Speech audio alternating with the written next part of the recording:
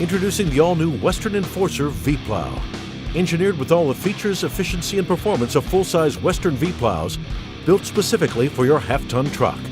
For more information, visit westernplows.com. Mike Bott from Frost Solutions, one of the owners of the company.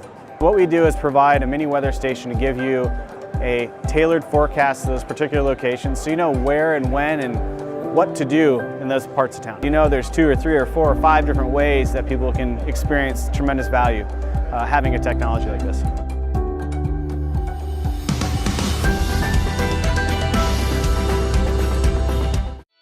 Welcome to the Entrepreneurial Journey with your host, Dave Westcott. The Entrepreneurial Journey is a weekly podcast that streams live every Tuesday at 9:15 a.m. Pacific on Dave's YouTube channel and LinkedIn profile. Now here's Dave with this week's episode.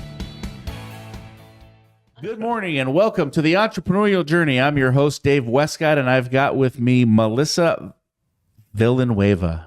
Did I get that right? You did get it right.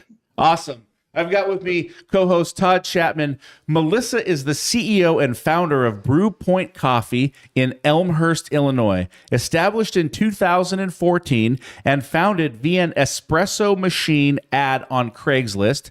I can't wait to learn more about that. Brewpoint has since expanded to 3 cafes, a roastery, an event space, and a growing wholesale and toll roasting operation within their newly acquired warehouse. Their mission is to create an equitable and exclusive world through coffee. Featured in Forbes, Fast Company, Sprudge, Brewpoint is a woman and minority-owned WMBE certified business and provides coffee farmers $2 per pound or more above fair trade standards, as well as works with a female-led supply chain. Wow, that is awesome. Thanks so much. Appreciate it. You have accomplished a lot. It sounds like it. I was impressed when I was hearing it. I know, it's pretty impressive. It's all true, right? It is absolutely true. It's all you, by the way. Blackouts throughout the process stuff, so I'm not sure, but that's awesome. It's an awesome journey, and being in Elmhurst would be considered Chicagoland, right? Yeah, basically, it's 30 minutes from downtown. So just depending on traffic, it's basically similar distance to the city proper. Okay, so it feels like a tough market, like it's a big city. Yeah. So yeah, tell us about how you got started. Sure. So have you ever looked on Craigslist for an espresso machine only to buy a coffee shop instead? Because that's the story of Brewpoint. 10 years ago, me and my 7-month boyfriend found this coffee shop on Craigslist.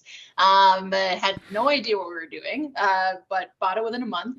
We're dedicated to getting a little bit better every single day. And fast forward now, the 10-year journey that you just mentioned is what has transpired. So, the whole thing for us is about community. It's about the impact and kind of feeling aligned with the work that we're doing and feeling connected to the people that we're interacting with. And it's those small things I feel like really makes something like grow big over time.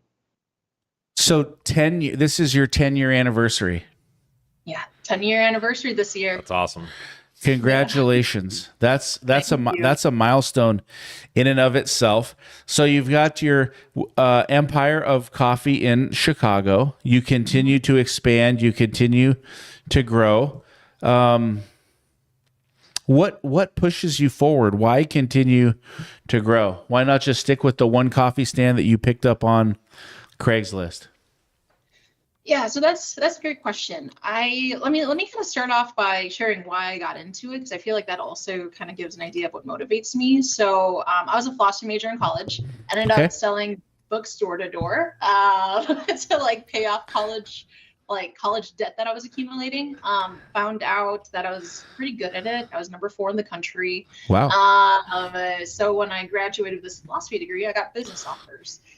So I was a recruiter for a financial firm right out of college. Felt like I was checking off all the boxes of what it felt like to be successful. But I wasn't fulfilled. And it was just kind of like, man, I must be just an entitled millennial. I don't know why I'm not happy with this. But I met my now husband. Our first real conversation, I'm telling him how I'm just like waiting for the sign to tell me to quit my job. And He was just like, sometimes the universe is waiting for you. And I took that as my sign. And so I quit my job the next day. He thought he ruined my life. But it was fine. I took a self-discovery trip in the Philippines and visited the Philippines where my family is from. It was the first time I'd ever gone, but I was out there for 2 months. And I remember just sitting in this really hot room in the Philippines and just staring at the ceiling fan and getting caught by this vision to create a community coffee shop. I really loved working at Starbucks in high school, and it just took me. This vision for what a coffee shop can be, the fact that it's accessible to most people. Even if you don't like coffee, you can get a pastry, you can get hot chocolate or tea. And what it represents in the community, it was something that I got really excited about. So I thought I was going to be responsible and be like, okay, I'm going to put a 3-year plan together. I'm going to raise some money. And it's that week I come back from the Philippines that I'm looking on Craigslist for that espresso machine. And then I find that coffee shop, and my heart sinks because there's something gutturally in me that's this is the right opportunity. We had nothing in place, whether it's money or business planning. And we talked to our families. We get enough just to make it work. We got about $55,000. Usually coffee shops, you probably want to have about 100,000 in your bank at least. But we made it work. Yeah. So as I didn't really know what I was doing as I was growing the company, but I think that after a year in it was just kind of clear that if I was, maybe me and my husband could make enough money for ourselves with one coffee shop, but in order to create just more impact overall, whether it's for our team, the community, or our farmers, we just needed to grow. And so that's why we keep growing. It's just that the climate of entrepreneurship keeps changing, and whether it's our costs going up, or payroll going up, or all the different things, it just feels like we constantly need to pivot and grow and scale and change in order to have true sustainability. And so that's really what motivates me is how do we take care of everything? How can I keep Brewpoint as my proof of concept that you can live out your values and have a profitable company all at the same time? All right. I love the values. I love the community. I love all of that. When you purchased the first location, was it that was that a drive-through coffee stand? Was that a building coffee stand? What kind of location was the first one? It was on the corner right next to the train station that goes directly to Chicago. Okay. It was in the middle of the suburbs, downtown area. It was a couple blocks away from a university. It had all the right things. Right. But we were the third coffee shop in that location within 3 years. So I think that's what kind of intimidated people. But the more that I found out the background story, the more I was just I think I can do this. I think I can do at least a little bit better. And so we were able to take a shop that was doing $180 a day and bring it up to now $2,000 to $3,000 a day. Wow, that's awesome. So, okay, I know Todd has some questions too, but he's got a list of them. And she just spawned a couple more. I know. He's dying to get in here. So, I love that corner because Walgreens has a philosophy: we don't put a building on anywhere that's not a corner. So that's pretty awesome. So you get in. You are young entrepreneurs. You just quit your job. You've got a brand new boyfriend, or maybe not brand new, but it's new in relationship wise. You've just got back from the Philippines. You get this espresso machine. You find the coffee shop on the corner. It's failed 3 times before. You're like, okay, I'm diving in, boots first, and bam, you just did it. Mm-hmm. And so many entrepreneurs, and I would say even in the staff that work for me today, they have this idea that, oh my gosh, we can't send this out until it's perfect. We can't get this done until it's perfect. Oh, we can't launch this marketing plan until it's 100%. And you didn't do that. You didn't wait for it to be perfect. You just said, here I go. And I think we have so many entrepreneurs that listen to the show and, participate in our show here. and you hear, how do you get going? Or, man, how do I change my services? Or how do I even start? And you just did it. So for the entrepreneur who's listening to the show, who's, wanting to take that leap, who wants to get out of corporate America, or who wants to get out of their job, what's the number one tip that you would give to that individual that wants to make the leap but is stuck? No, that's a great question.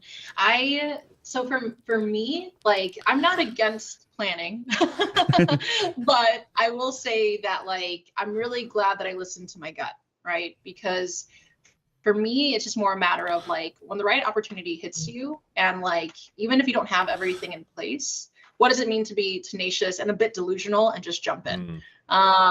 Because, like, for me, when I think about what makes a successful entrepreneur, I tend to think of just like you are the one that you're building into as you're building your business. You're the one that you're refining your gut, you're refining your instincts, you're growing your knowledge. And, like, in order to keep getting better, to be a better and better entrepreneur, it is this mix of researching, putting the plan together, but also just putting yourself out there and learning kinesthetically. And so that for me was just like, I know I'm the type of person that, like, I can research things, but the more that I research, sometimes I get more in my head, and sometimes it actually keeps me from actually taking the plunge. And so for this specific opportunity, I was actually pretty glad that I did it this way, because I don't know if I would have started Brewpoint any other way. I had other opportunities that were like, oh, we could like, do a little pop-up at our local church, or we could do these things that were like a lot more of a lower risk. But I think that in kind of putting all my eggs in this one location's basket and all our resources, it was just kind of like, okay, like, I have to make this work. I'm just gonna be like tenaciously focused on making sure that this one location works. And it was well worth it. Yeah, that's awesome. That's great. There's so many good questions I want to ask. I guess the one I would say is, now you dove in, and we have entrepreneurs that come on the show, and it's funny how many are saying, like, they're not delusional, but just like, I just went for it. Like, I just went in it and kind of figured it out. It's awesome. Today though, obviously you're growing. You have 3 cafes currently. What is that growth strategy now? Because obviously, when you get started, you kind of dove in, you're, like you said, a little delusional, maybe ignorant of, like, the kind of the surroundings of all of it, and you're just going after it. What's that growth strategy today? And where's that vision that you want to take it? Is it continue to build and grow to, hundreds of coffee shops and kind of follow that path? Or is it like, hey, I want to own Chicagoland? What does that look like for you today, Melissa? So I think it's kind of it's a mix of handful of things. And so much of the Brewpoint journey has been about creating the next opportunity, but not necessarily creating like a plan for the 3, 5, 10-year mark. But we're finally at a place in which, like, we've accumulated enough knowledge, accumulated enough experience to kind of have a good idea of, like, where we would excel. And so one thing that there's an entrepreneur couple that I've always loved, Chip and Joanna Gaines, the HGTV upper couple. And what I've loved about how they've done business is that they're hyper local. They've created an economic development boom in Waco, Texas. But they're known nationally. So they're hyper local, but well known nationally. That is my ideal. And so I have my 3 coffee shops actually all in the same suburb, which might seem like, it's like, oh, you're monopolizing yourself or something of that sort, but all 3 locations are still growing.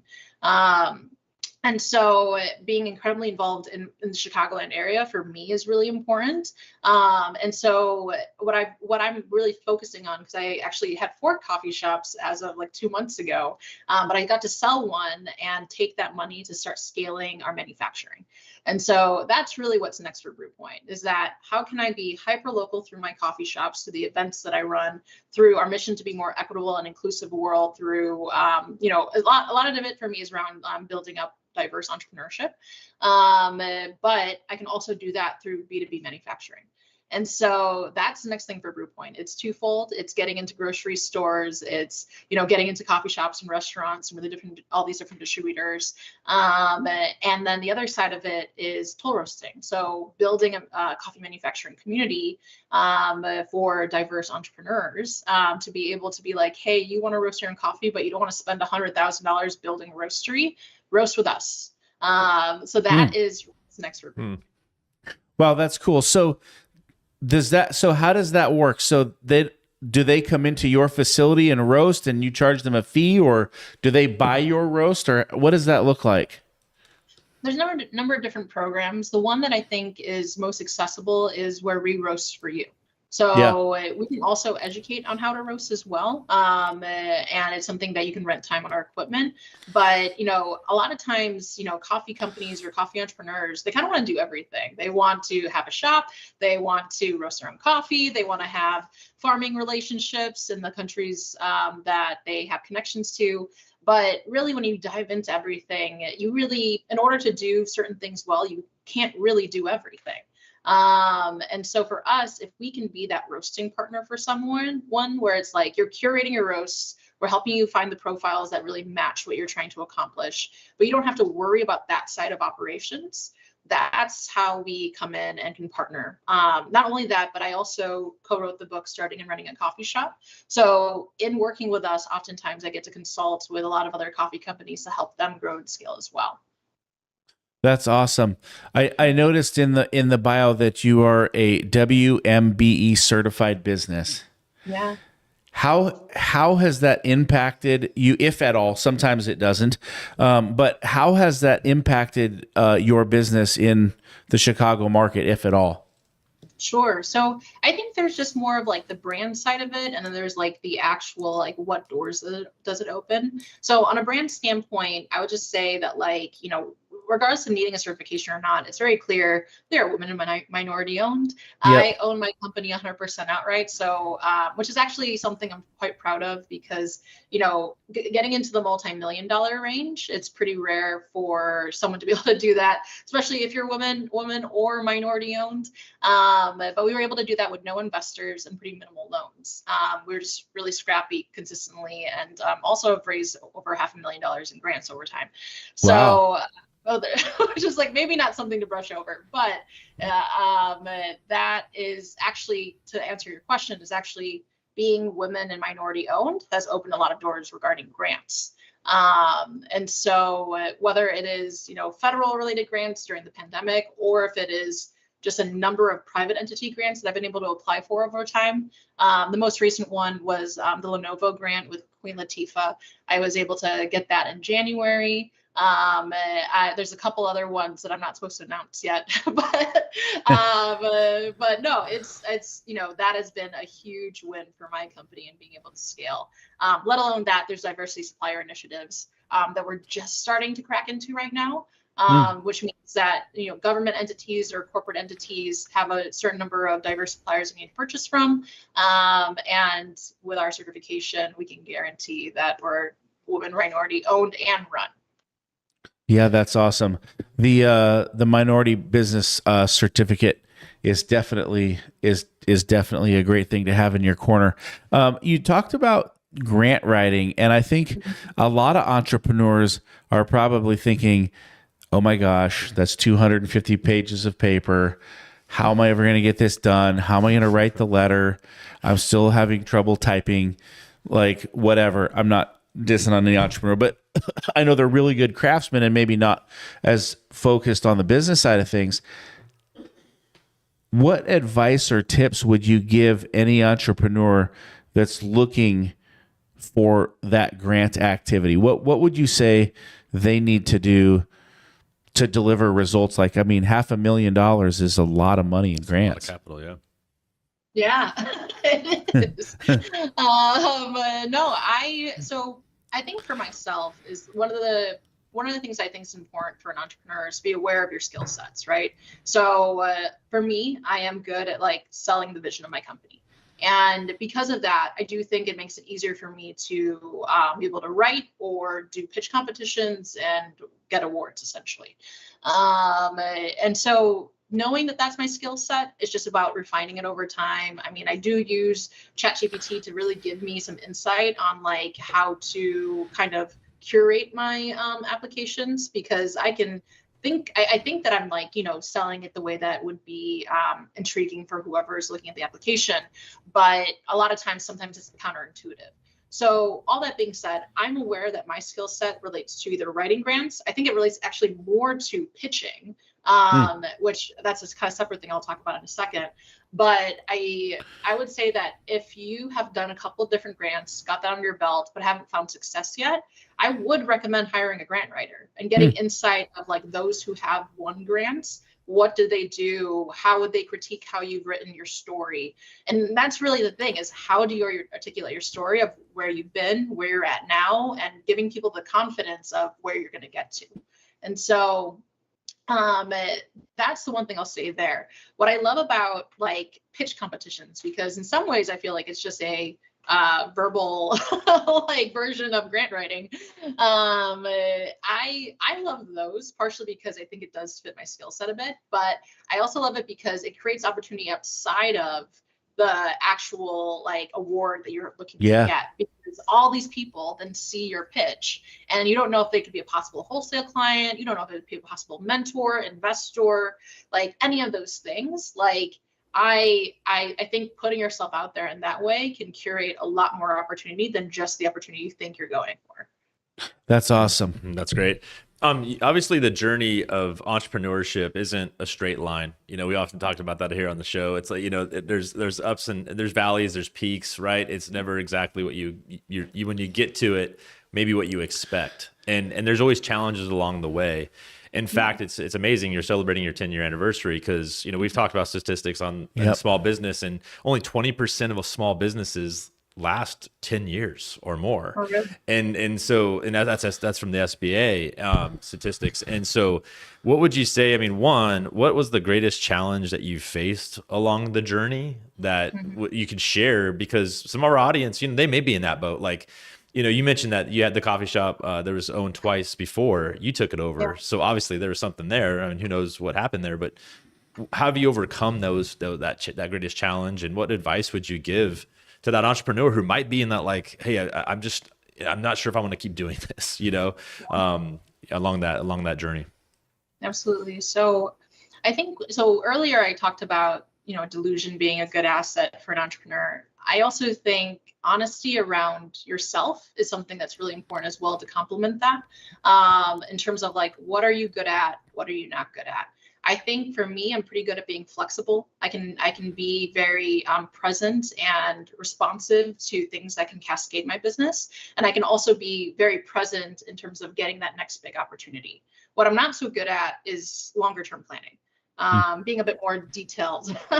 That's what my team is for. They are fantastic at being detail oriented. I think we could complement with someone who has a bit more long-term strategy of what Brewpoint can become, which is one of the things that I'm doing right now, whether that's a fractional CFO or coaching. So in terms of just like a situation that was really tough, that I think anyone and everyone can relate with, that's been an entrepreneur, is when the pandemic happened. And so, I'm a coffee shop. So we had 3 coffee shops at that point. And I had just gotten a speaking gig with Coca-Cola in Atlanta. And I remember, because of that speaking opportunity, I became very aware that this was going to be big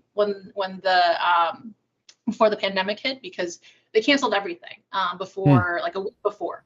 And so I had an idea that something bigger was happening. And I was just I remember like having a couple of sleepless nights before shutdown occurred, and starting to talk to my team, starting to get into somewhat of a planning mode of, if X, Y, and Z happens, what do we do? And I remember when, we got the announcement that we had to shut down, my team, we closed up for one day. The leadership team convened and essentially was just like, what do we want to do? Because we don't know how long this will be. We want to prioritize people's safety, but also people are worried about their jobs, or worried about money coming in, worried about all these different things. And essentially, we talked to our team of about 30 at that point and said, if anyone who wants to stay, what we're going to do is we're going to open one of our shops and operate purely through a window, and see if that could work. What happened in that was actually pretty incredible because we didn't have to terminate anyone. People left who had to like leave the state or had to go with be it family, but we divided and conquered the hours we have, and everyone kind of just took what they could what they needed. And we were the only coffee shop open within like a 10-mile radius. That's awesome. Like literally there was like 100 plus drinks at a time because there was nothing else to do for those like couple months. And so it was, it was really fascinating because like we never had isolation. Like we had our team and we had, customers, and they could pick up everything through a window. We had just started online ordering and a mobile app. And so it just kind of aligned in a way where we could find the balance of safety while continuing to be a place for the community. We narrated a lot of this on social media so people could see like how we were thinking about things, how we were making decisions. And in a lot of ways, it re-solidified who we were in the community, the values we had, and how we operate. It was tough, but it was also just like, it was a moment where it's like we came together and it felt really fulfilling. It had something that a lot of people didn't have at that moment. That's awesome. So you were able to basically go through COVID, work, keep people safe, provide a service without having to be shut down. Yeah. That's pretty That's a pretty incredible story. And uphold the mission of community for you, right? Which is amazing because like that's my first thought is like your mission's around the community and this gathering place, right? And in the community and in your neighborhood when it shuts down, like how do you maintain that? And the fact that you're able to get through that and overcome it, that's an amazing story. Yeah, that's awesome. So you mentioned ChatGPT. How are you using AI, or what do you see as an AI capability or functionality in your business today? Yeah, what I'm working on right now is Brewpoint's tech stack. So that is a great question. I'm actually quite inspired by an organization I've been working with a bit. They're called Goody Nation. And I've been noticing how their tech stack works. And I'm just like, that seems really interesting. So, a lot of the things that I use right now, I do use ChatGPT for kind of like starting the ball for things, not necessarily for like creating any sort of finished product, because I want to make sure that for myself, at least, that I'm also gaining that knowledge, that I'm critically thinking, that I'm not losing some of those skills, and also double checking the information, right? So that's one aspect. I've really liked, Slack. One thing that I'm looking to do is separate between like the free version and a more paid for version, and being discerning of like, what do I need Slack for on the communication side for each different level.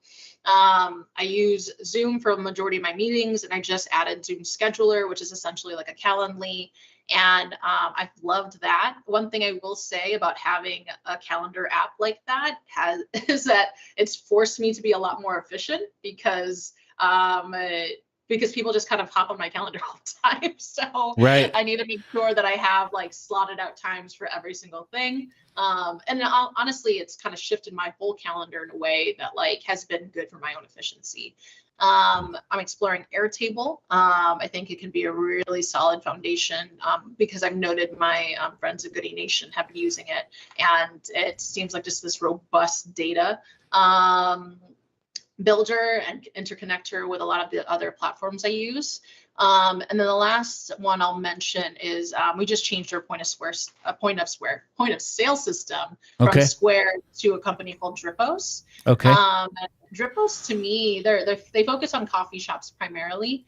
They are the epitome of like the book, The Lean Startup, in the sense that I feel like are constantly they're constantly asking for feedback, and they're constantly bettering their product, and it's all focused on our industry. And so the data that they're accumulating and the insights they're gathering, like, to me, is the future, which is a big reason why I switched from a bigger company to something that's more emerging.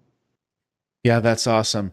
I was at a conference this last week, and there was many folks there doing hundreds of millions in revenue to billions of dollars in revenue.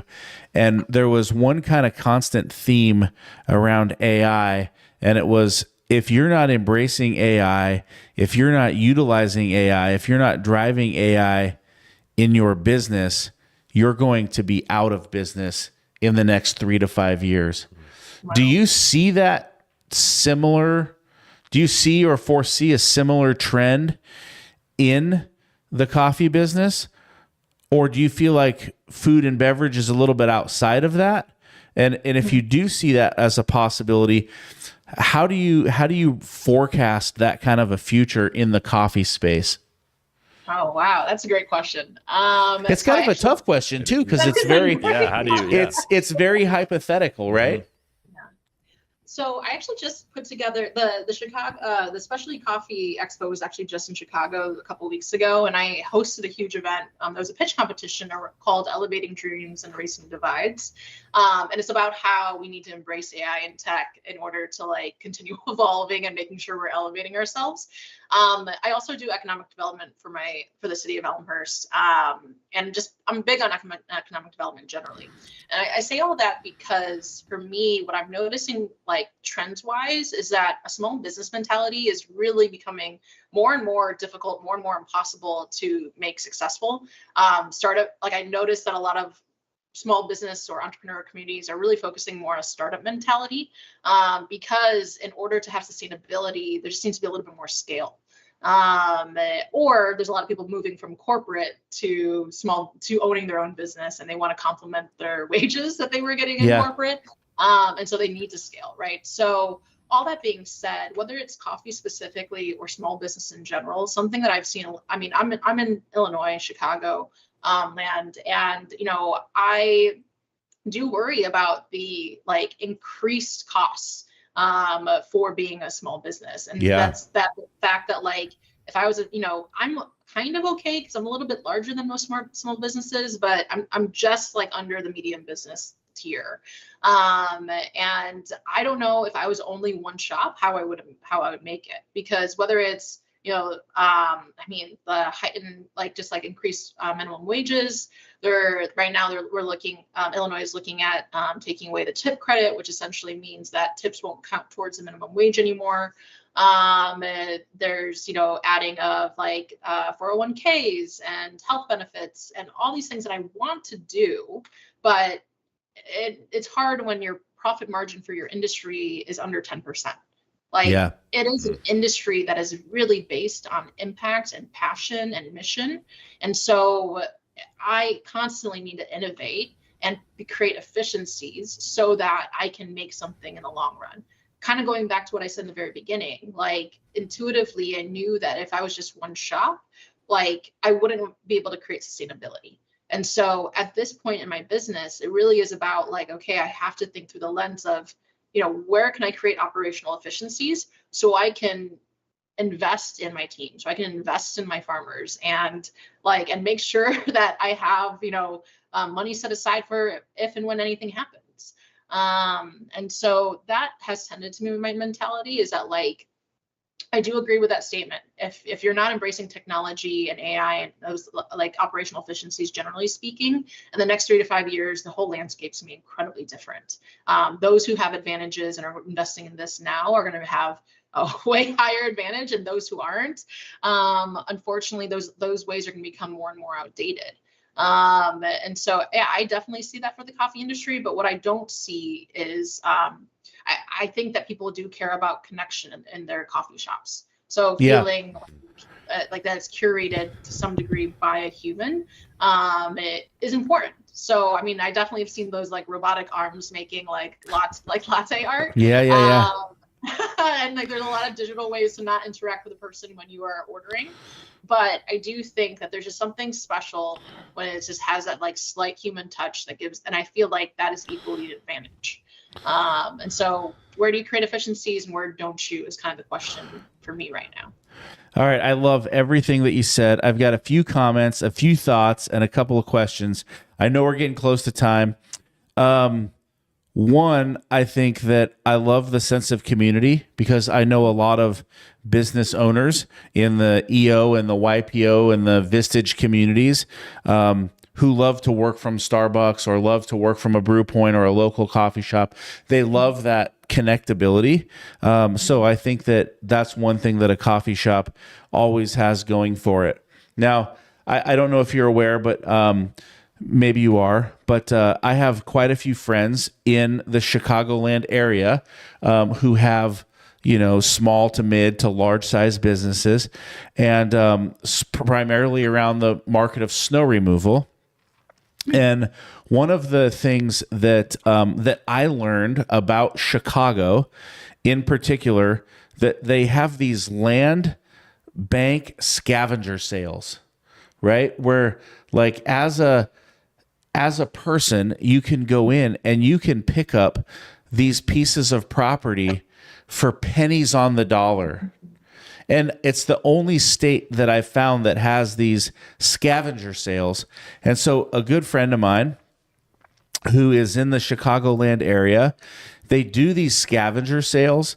And I'm telling you, every time I come to Chicago and I hang out with them, they take me to a new building that they purchased. For example, they just purchased a 20-unit apartment complex for like $800,000. And I'm like, dude, this is insane. It's in the south side of Chicago, but they're getting $1,600 a month for rent. And I'm just like, this is crazy, because if I was in Seattle, like I couldn't find a 4-unit complex for $2 million. So one is just, are you aware of anything like that? And then two, as you build your business, I think one of the greatest assets that I've seen in entrepreneurs is the ability to diversify. So do you have any plan to diversify into real estate? Are you diversifying into real estate, or are there any other business lines outside of coffee that you and your family may diversify into in the future to help protect what you're building because you kind of have a family office, family feel to it in that sort of business realm? Yeah, no, those are two great questions. And so I would say that like I'm at a place right now where real estate is our next goal, both on a personal and business perspective, in terms of just like whether it is Airbnb different properties. Yeah. But I had a great meeting with our regional SBA office around how they have specific programs for minority business owners who want to acquire property. And so that's something that I've been intrigued by, because the big push for them, the big sale for like the way that they're selling it is just like, there's so many business owners that by the time that they get to a point where they're kind of done with their business, they may or may not be able to sell it in a way that they can retire. But if you own a building that gives you an incredibly different place you are in when you hit that retirement age. And so that is on our I would say like our middle tier goals. Okay. There's the only thing I will mention about what you had mentioned with the different like land bank sales is property taxes. So I have investigated that a bit. I'm in being like really interested in economic development. I've been very intrigued by okay, what does it look like to reinvest in certain areas and try to do it as mindfully as possible. And what I've noted is that oftentimes what I would buy something for, taxes might double my monthly cost or triple it. Sure. So sure. I've been kind of 50-50 on, just depends on the right opportunity. Sometimes it's totally fantastic. Sometimes there's just other things attached to it that I really want to be mindful of. But in terms of diversification, after being on the blocks, there's something that lit up in me. I love my life. I feel very blessed and grateful that I work full time with my husband, and I have a great social life, and I can go to Puerto Rico and work remotely for 2 weeks. And I have work that's impactful and it's profitable, right? And so I enjoy my life, but being on the blocks, it was kind of it just lit up something different in me and made me really intrigued of what does it look like? What was about that experience that I want to start bringing into my day to day and work towards. And so weirdly enough, I won't name drop at the moment just because it's still in process, but I actually got asked to be an entrepreneur in residence at a local accelerator business. And so for me, my interest beyond Brewpoint, because Brewpoint to me is it's my proof of concept. You can have this, you can create the world you want to see through the values you have through your business platform. but you can also be a profitable business at the same time. And I get to practice that through Brewpoint, and being able to mentor other entrepreneurs and help them find success and live out their values while also making sure that their business is profitable and successful is something that I'm generally passionate about. And so I'm exploring of like what that looks like for me with Brewpoint, and what does that look like outside of Brewpoint as well. And so whether it's the events that I put on in the Chicagoland area, whether it's, our B2B wholesale accounts and making sure that they're thriving, because there are other businesses that like I want to see succeed, or if it's through, this accelerator program, like I am interested in investing in like seeing diverse and women-owned entrepreneurs get to the level that I'm at and beyond. Yeah, that is amazing. I love that. I love that. And so you're thinking deep into the future. Todd, as we start to bring this thing in for a landing, any final thoughts or questions? Yeah. I mean, one, just amazing story. I mean, I love it, just going after the entrepreneurial dream. I mean, that's what this show is all about, that entrepreneurial journey, right? And I guess if there's one lasting piece of advice, because I'm sure there's many, but for those entrepreneurs out there that are building and growing, I mean, what's that one piece of advice that you would leave them with on this show as we're bringing in for that close? I mean, what's one thing that you would give to the audience? Yeah, I think that, when you're an entrepreneur, and depending if you've just started or if you're further in, I think it's really, I think mental health is just incredibly important. I've come to a place where it's like, I've had enough ups and downs internally that it's just like, when I'm in a good place, like like the world is my oyster, like everything, like there's so many magical things that can happen. And when I'm in a place of like where I feel really limited and I'm not really confident in myself and I'm not confident in my abilities, or like feeling like, oh, I'm just dreaming too big, that kind of mentality sometimes is being more realistic, but like it's honestly quite defeating. It kind of keeps you from seeing the magic of what could happen. And I have just come to a place where I choose to like see things from more of like the like my glass is half full and the world is magical and you don't know what could happen, but more in a positive way rather than a scary way. Right. And if something, negative does happen, just kind of tackle it. Not necessarily feel like it has to be this weighty thing. One thing my therapist had said that I really appreciated, because there are moments in which, I've talked about a lot of the, great things that have happened for Brewpoint, but sometimes there are things that can get kind of scary, whether it's like, someone is retaliating who's worked for you, or a customer had a horrible experience and they're like trying to also spread some negativity about your business. Those things can be quite personal, but I remember like I was in a pretty tough situation with someone who did want to retaliate a bit, whether it was through reviews or other things. And I remember telling my therapist, and she essentially was just like, have confidence that future you can handle it, instead of feeling all this anxiety about the what ifs of like the 10 different ways I could think about this person kind of trying to mess with things. It was just like, future you can handle it. And I don't know, that like gave me so much confidence, because I was like, yeah, future me totally can handle this. I don't have to worry about the 10, 20 different things that are going through my mind right now of what could happen. That's awesome. I absolutely love that. I think that's a great place to bring us in for a landing. The future you can handle it. So that's great advice for anybody listening to this show. This has been an absolutely fantastic show, one of my favorites of all time. Where are you socially? Are you on LinkedIn, Facebook? How can people follow you? Yeah, I'm on Facebook, Instagram, and LinkedIn at Brewpoint Coffee. We're at brewpointcoffee.com. We ship coffee nationally, but you can also learn a lot about our story at brewpointcoffee.com. All right, this is awesome. So brewpointcoffee.com. Listen, if you're out there, go online and buy some coffee right now. We all love coffee. This coffee is better than the other coffee, so go get it. Right? Go check it out. It's going to be fantastic.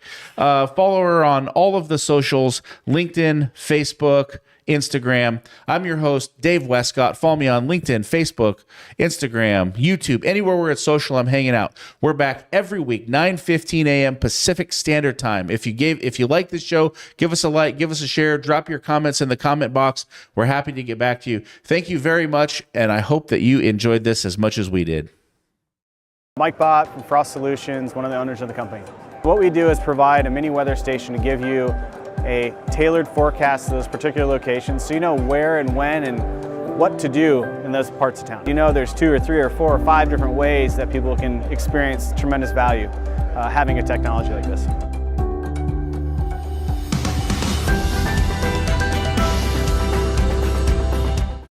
Introducing the all-new Western Enforcer V-Plow.